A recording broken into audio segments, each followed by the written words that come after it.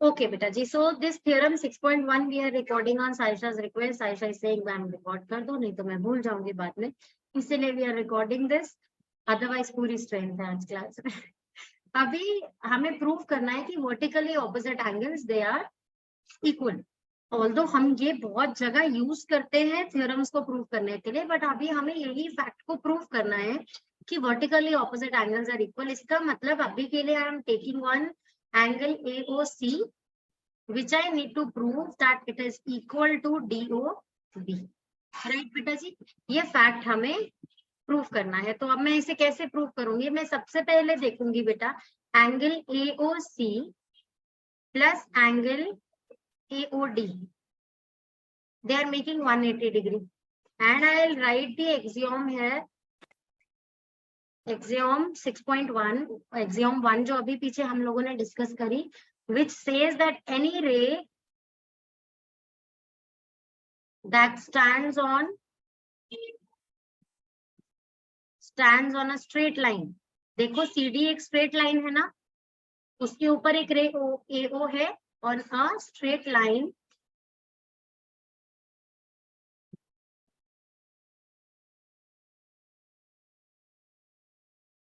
makes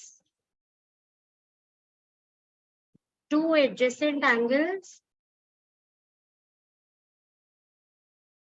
which are supplementary, which together are 180. मैं पूरा statement नहीं लिख रही हूँ. Okay, which are together 180 degree. Right बेटा, इस एक्सियोम की वजह से मुझे ये फैक्ट पता है कि angle AOC plus angle AOD is 180 degree because this रे AO is standing on line CD. Right बेटा जी, this is first equation that I have taken. ठीक है, next I am taking the line that I am taking this time is this AOB. Right बच्चे, इस AOB line के अंदर again this रे OD is emerging out of the straight line AOB. इसका मतलब using the same axiom stated above, इसे ही use करके मैं ये फैक्ट लिख सकती हूँ कि angle AOD plus angle BOD या DOB, whatever, DOB और BOD they are together making 180 degree. And मैं यहाँ पर ब्रैकेट में लिख देती हूँ axiom stated above. ठीक है, using this axiom above only. Now from equation 1 and 2 we know that these two things that we have taken, AOC plus AOD which is equals to 180 and AOD plus BOD which is equals to 180, both the things together they are equal to the same thing. That means they are आपस में equal, right or not? है ना? तो from equation 1 and 2 we know, from equation 1 and 2 we know angle AOC plus angle AOD is equals to angle AOD plus angle BOD. अब हम दोनों side से जो कॉमन चीज है उसे कैंसिल कर सकते हैं क्योंकि वो वैसे ही ट्रांसपोज होकर सब्ट्रैक्ट हो जाएगी दूसरे एंड पे. इसका मतलब angle AOC equals to angle BOD prove हो गया. So this angle AOC is proved equal to angle BOD. और यही तो हमें प्रूव करना था कि vertically opposite angles are equal.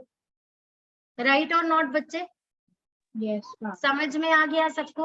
अब आपको अगर दूसरी साइड प्रूफ करनी है, वैसे तो आप रिस्पेक्टिवली ये भी कह सकते हो कि DOB इक्वल्स टू BOC, लेकिन अगर आपको वो प्रूफ करना है तो आप एक रे ये लेंगे जिसमें से ये दो एंगल्स निकल रहे हैं और दूसरी रे ये लेंगे, ये लाइन लेंगे जिसमें ये और ये एंगल आप इक्वल कहेंगे.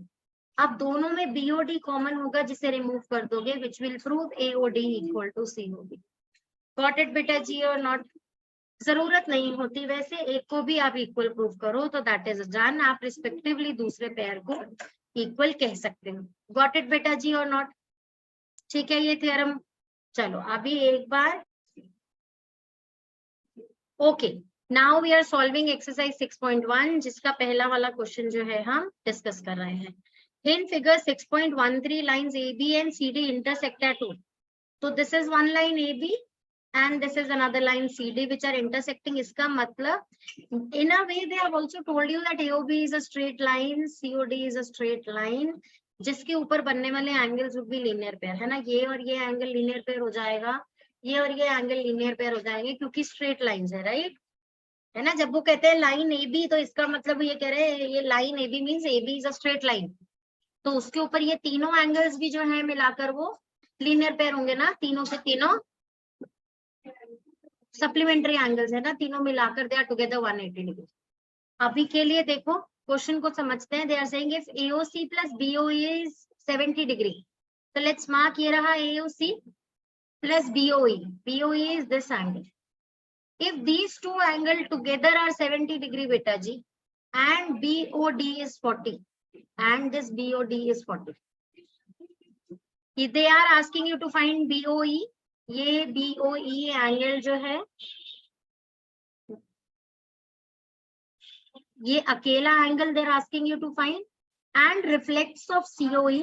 रिफ्लेक्स जब भी वो कहते हैं ना फाइंड करो, तो जैसे ये COE का रिफ्लेक्स कह रहे हैं तो इसका मतलब सिर्फ इस पार्ट को छोड़ दो, rest all from the complete angle whenever they are asking you to find reflex of COE, इसका मतलब सिर्फ COE को पोर्शन को छोड़ना है कंप्लीट एंगल से, बाकी सब लेना है, राइट बेटा? तो ये चीजें को आपको फाइंड करने समझ नहीं आया। अच्छा कोई बात नहीं साची बेटा, अभी समझाते हैं। सबसे पहले ये देखो कि एंगल AOC और BOE together they have told you that is 70 degree. मुझे बच्चे लोग एक बात बताओ, इफ AOB इज अ अरे स्ट्रेट मैम AOC और BOD सेम लाइन है, अगर ये दोनों मिला ये एक स्ट्रेट लाइन है, इसका मतलब this angle 1, this angle 2, this angle 3 together they are 180 degree और नॉट? यस, ये एक साथ 180 डिग्री होने चाहिए ना, 1, 2 और 3। और अगर ये दोनों मिलाकर 70 है तो क्या ये 110 होगा बेटा? सिंपल है, बिल्कुल होगा। और अगर ये 110 है, ये दोनों मिलाकर 70 है। अब आप ध्यान से देखो बेटा, वर्टिकली ऑपोजिट एंगल्स दिखेंगे आपको, ये और ये दिख रहे हैं, वर्टिकली ऑपोजिट एंगल्स है। If this is 40, this is also 40। अगर 1 और 3 टोटल मिलाकर 70 थे, उसमें से एक 40 है, तो ये ऑब्वियसली 30 डिग्री होगा कि नहीं होगा बेटा जी? है ना बच्चे? आप देखो ऊपर वाले तीनों निकल गए, 40, 110, 30। हाँ बेटा यही तो सारा खेल है। समझाऊंगी लिखना कैसे, पहले क्वेश्चन को माइंड में फटाफट से सॉल्व किया करो, फिर फॉर्मेलिटीज पे आएंगे कि इसे पेपर पर डिलीवर कैसे करना। अभी देखो उन्होंने हमें कहा था ये एंगल अकेला फाइंड करो, 30 डिग्री हम फाइंड कर चुके हैं। फिर उन्होंने हमें इस एंगल का रिफ्लेक्स फाइंड करने को कहा था। अगर हमें ये 110 पता है तो इसे 360 से सब्ट्रैक्ट कर दे, बाकी पूरा पता लग जाएगा। तो 360 माइनस 110 मतलब 250 डिग्री जो है वो रिफ्लेक्स ऑफ COE है। कोई डाउट इसमें किसी को? सबको ये बात समझ में आई कि ये क्यों है 250? क्योंकि ये टोटल मिलाकर कंप्लीट एंगल था ना। अभी कंप्लीट एंगल में से 110 सब्ट्रैक्ट कर रहे हो तो रेस्ट इज 250 ओनली। समझ में आ रही है कि नहीं आ रही है बेटा जी बात? ठीक है, माइंड में सॉल्व हो गया ये क्वेश्चन। अभी प्रूव कराऊं इसको? Excuse me ma'am. हाँ जी बेटा जी। Ma'am AOD would be 140, right? AOD, हाँ बट उन्होंने फाइंड करने को बोला नहीं है बेटा। Yes it will be 140 for sure, लेकिन उन्होंने बोला नहीं है बेटा वो फाइंड करने को। ठीक है, अच्छा अभी चलो इस क्वेश्चन को सॉल्व करते हैं। इस क्वेश्चन को पेपर पे कैसे सॉल्व करेंगे हम सबसे पहले लिख रहे हैं angle BOD equals to angle AOC equals to 40 degree. Bracket में रीजन बिकॉज के लिए ये सिंबल यूज करते हैं, because they are vertically opposite angles. Right बेटा जी और नॉट? क्लियर है? यस। नेक्स्ट फैक्ट हम लिखेंगे यहाँ पर। Now it's given that angle AOC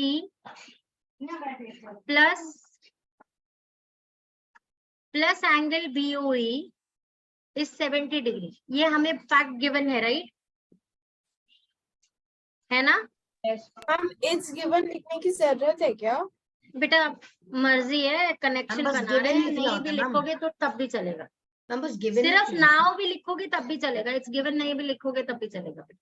और ब्रैकेट में यहाँ गिवन लिख देना, ठीक है। अगर सिर्फ नाउ लिखते हो तो ये फैक्ट लिखकर ब्रैकेट में गिवन लिख देना, ठीक है। और नाउ इट्स गिवन भी लिख सकते हो, ऐसा कोई हार्ड एंड फास्ट रूल नहीं होता कि ऐसे ही प्रेजेंटेशन हो सकती है, लेकिन लॉजिकल स्टेप्स में चल रहा है। अभी अब हमें ये गिवन है from equation 1 we know, angle AOC is equals to 40 degree. I'll be putting this value in equation number 2. Putting value of angle AOC in equation 2. क्या लिख देंगे? 40 plus BOE is equals to, angle जरूर लगाना बेटा हर step में, equals to 70 degree. इसका मतलब so angle BOE is equals to 70 minus 40, that is 30 degree. Got it बेटा जी? तो ये फर्स्ट टास्क सॉल्व हो गया, BOE निकल गया 30 डिग्री, ये 40 वर्टिकली ऑपोजिट से हो गया। इतना समझ में आ गया बेटा?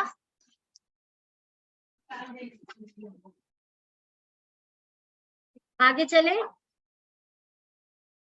मैम मुझे समझ नहीं आया 40 कैसे डाला आपने? बेटा देखो AOC की वैल्यू 40 गिवन थी रजे, AOC और BOE is equals to 70 degree है। Yes, ma'am. अब अगर ये 40 है तो बेटा ये 30 तो होगा रजे। Right. कैसे निकालोगे? 40 ट्रांसपोज करके उधर सब्ट्रैक्ट करोगे ना। मैम आपने ये सब सोचा कैसे हो पूरा ऐसे एंगल का सारा क्या वैल्यू? बेटा? Ma'am how did you like think? Ma'am आपको पता मेंटली आपने किया कैसे? बेटा जो फैक्ट्स गिवन होते हैं ना उन्हीं में रिलेशनशिप सेट करते हैं। तो जैसे मैंने फैक्ट पढ़ा कि ये और ये 70 है, ये 40 है, देन आई थॉट ये 40 है तो ये वर्टिकली ऑपोजिट है, देन ये लीनियर पेयर है, तो प्रॉपर्टीज फिट करने की कोशिश कर रहा है, वो क्लिक कर जाता है। विद प्रैक्टिस आपको भी हो जाएगा, कोई दिक्कत नहीं है इसमें, ठीक है। अभी पहली चीज ही बात प्रूव हो गई, कोई प्रॉब्लम तो नहीं है इसमें किसी को? आगे चले। यस। अब रिफ्लेक्स ऑफ COE निकालने के लिए पहले एंगल COE निकालेंगे, और उसको कैसे फाइंड करेंगे? जब मुझे ये बात पता है कि this is 40 and this is 30, तो मैं यहाँ पे लिखूंगी now angle AOC plus angle COE plus angle BOE equals to 180 degree, और आप इसको रीजन में लिखेंगे linear pair. Linear pair of angles है ये, तीनों मिलाकर 180 डिग्री है। स्ट्रेट लाइन बना रहे हैं ना? यस। अभी putting the values given, AOC की वैल्यू पुट कर दो which is 40 degree, plus angle COE plus BOE is 30 degree equals to 180 degree.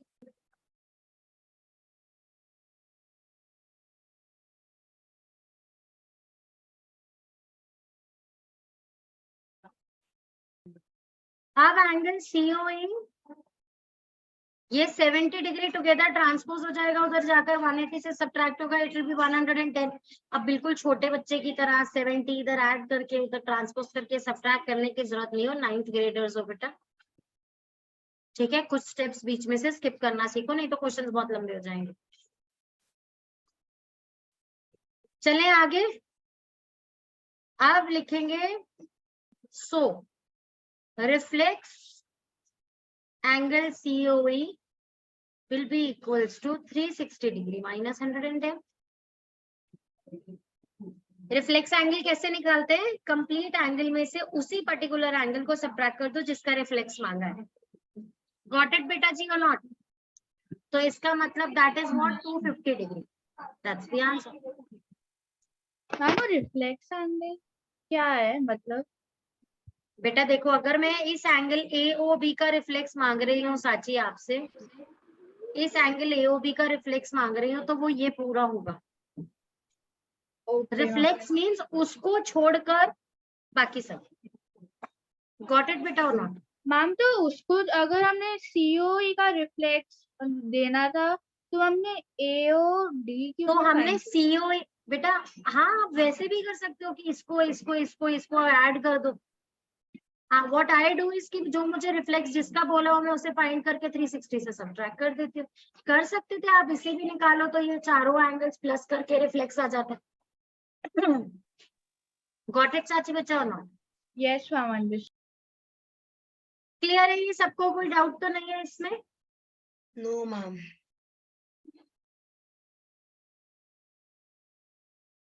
Question number 2 समझाती हूँ जल्दी से और फिर आज के लिए वाइंड अप करेंगे। अब इसकी वर्किंग आप लोग खुद लिखोगे, ओके? Yes ma'am. देखो line X Y and M N, तो लाइन एक्स वाई और एम एन मार्क कर देते हैं। ये रही लाइन एक्स वाई। जब वो कहते हैं लाइन एक्स वाई तो मुझे ये बात समझ में आती है कि angle PO Y plus angle A plus angle B ये तीनों मिलाकर 180 है। जब उन्होंने ये बात कह दी ना ये लाइन एक्स वाई है, तो इसका मतलब उन्होंने बात कह दी कि इस पे बनने वाले ये 3 एंगल 180 है और इसके नीचे ये वाले दोनों एंगल बनने वाले भी 180। राइट और नॉट बेटा? क्योंकि ये जो है ये भी लीनियर पेयर है। आ रही है सबको बात समझ में कि नहीं आ रही? लाइन Yes, जब वो वर्ड यूज करते हैं तो उस एक वर्ड में से भी प्रॉपर्टीज बन सकती है। तो अब जब उन्होंने हमें कहा कि एक्स वाई और एम एन आर 2 लाइन्स, तो मैं यहाँ एम एन भी एक लाइन ड्रॉ कर देती हूँ। ये रही मेरी लाइन एम एन। तो इसका मतलब ये भी हो गया कि ये और ये तीनों मिलाकर 180 हैं और ये दोनों मिलाकर भी 180। क्लियर है सबको? कोई प्रॉब्लम तो नहीं है? अभी मुझे पता नहीं इसमें से कौन सा पार्ट क्वेश्चन के लिए यूज होने वाला है। अभी तो मैं आपको इन्फ्रेंसेस दे रही हूँ कि इस एक वर्ड लाइन एम एन से क्या क्या निकल सकता है। आई बात समझ में बेटा? अच्छा अब देखो ये क्वेश्चन हमसे कह रहा है if PO Y is 90 degree, ये 90 है। देखो अगर उन्होंने ये 90 कहा तो कितना क्वेश्चन इजी हो गया। जब एक्स वाई एक स्ट्रेट लाइन थी उसमें से ये तो 90, तो क्या ए और बी 90 डिग्री हो गया कि नहीं हो गया? Total A plus B 90 degree मिल गया, एक इक्वेशन बन गई कि नहीं? अभी भी मैं नहीं कह रही हूँ कि यूज होगा ही क्वेश्चन में। अभी मैं आपको फैक्ट्स निकालना बता रही हूँ दिमाग में कि जैसे जैसे क्वेश्चन आगे बढ़ता है तो उसके फैक्ट्स जो है अपने माइंड में क्लियर किया करो ताकि क्वेश्चंस को खुद सोच सको। Now they are saying a is to b 2 is to 3 है, a is to b 2 is to 3 है, इसका मतलब this is 2x and this is 3x। कोई problem? Ma'am, so 2x plus 3x equals to 90. Very good. 2x plus 3x equals to 90, इसका मतलब 5x is 90, इसका मतलब x is what? 90 by 5। इसका मतलब what is this? This is 18, right or not? Clear है? कोई problem तो नहीं है किसी को इसमें? x की वैल्यू 18 आ गई, इसका मतलब ये क्या हो गया? 18 2s are is 36, right or not बेटा जी? Yes. And 18 3s are is 54। 54. कोई प्रॉब्लम तो नहीं है किसी को इसमें? हाँ जी बेटा। तो 54 plus 30. हाँ हाँ सही जा रहे हो। 54 plus 36 90 डिग्री हो रहा है कि नहीं हो रहा है? Yes, ma'am. हो तो रहा है, सही तो आ रहा है हमारा आंसर। अच्छा है, लॉजिकली चेक कर रहे हो, गुड। अब वो कह रहे क्वेश्चन में सी फाइंड करो। आप बताओ। 90 plus 36, 126 degree. नहीं ये पूरा 180 था तो 90 minus 54 करो ना सीधा। आप चाहो तो वैसे भी सोच सकते हो मैत्री। ये और ये दोनों मिलाकर वर्टिकली ऑपोजिट है, करेक्ट सोच रहे हो। 90 plus 36 कर दो वो इसके बराबर है। और या फिर आप लीनियर पेयर वाली प्रॉपर्टी ये भी तो यूज कर सकते हो कि ये दोनों मिलाकर 180 है तो ये 54 है तो ये 180 minus 54 ही तो होगा। कोई प्रॉब्लम है क्या इसमें किसी को? Yes, तो ma'am. 126 is the answer. बोलो कोई प्रॉब्लम है क्या किसी को? No, ma'am. हो जाएगा क्वेश्चन अपने आप से सॉल्व Yes. करोगे आगे? चलो बस क्वेश्चन नंबर 3 नेक्स्ट क्लास में समझाऊंगी। हाँ जी मैम एक बार समझा दोगे क्या? हम थर्ड भी कर देंगे। मैम लिखना कैसे? नहीं लिखना नहीं मैम, बस उसका वो समझा दो जिस्ट। मैम सेक्शन अभी आप लोगों ने क्वेश्चन रीड भी नहीं किया, मैं तो बता ही सकती हूँ कि ये एंगल इस एंगल के इक्वल है। दोनों को 180 से सबट्रैक्ट करोगे तो दोनों के जो पार्ट्स बाकी बचेंगे वो इक्वल आएंगे बेटा। पर अभी तो मैम, मैंने आपको equal है, क्वेश्चन but रीड करके value नहीं समझाया है। भी नहीं है, तो अभी नेक्स्ट क्लास में करते बेटा इसको। है यही इस क्वेश्चन में कि अगर ये दो पार्ट्स इक्वल है, ऐसा समझ लो मेरे इस हाथ में कुछ टॉफीज है, इस हाथ में कुछ टॉफीज है। मैं कह रही हूँ कि दोनों हाथों में इक्वल टॉफीज है, राइट? अगर मैं दोनों इस हाथ की टॉफीज को 10 में से सबट्रैक्ट करूं तो आंसर क्या आएगा? वही क्या आएगा क्या, जो इसको 10 से सब्ट्रैक्ट करूं तो आएगा। When two equal things are subtracted from one common thing or equal things, the answers you get is equal. अभी ऐसा तो मान इसको लेते हैं मैत्री बेटा, अगर ऐसा मान लेते हैं कि मैं कह रही हूँ मैत्री और साइशा के मार्क्स सेम आए एग्जाम में, दोनों के मार्क्स इक्वल, ठीक है, और अगर मैं ये बात कहती हूँ कि दोनों 100 से क्या बराबर दूरी पर है, तो क्या ये कहना गलत हो गया क्या कि जितना दूर, लेट्स से मैत्री के मार्क्स 86 है 100 में, तो मैं अगर ये बात कहूँ कि मैत्री के मार्क्स 14 कम है 100 से, तो क्या यही बात कही जा सकती है कि साइशा के भी 14 ही कम होंगे 100 से? ऑब्वियसली बेटा ये बहुत, अगर आप दो इक्वल चीजों को एक इक्वल चीज से सब्ट्रैक्ट करते हो तो जो आंसर आएंगे वो भी इक्वल होंगे। वो फैक्ट नेक्स्ट क्वेश्चन में यूज हो रहा है, लेकिन अभी मुझे वो नहीं कराना है, वो नेक्स्ट क्लास में फॉर्मली सॉल्व करेंगे। अभी के लिए टाटा बाय बाय।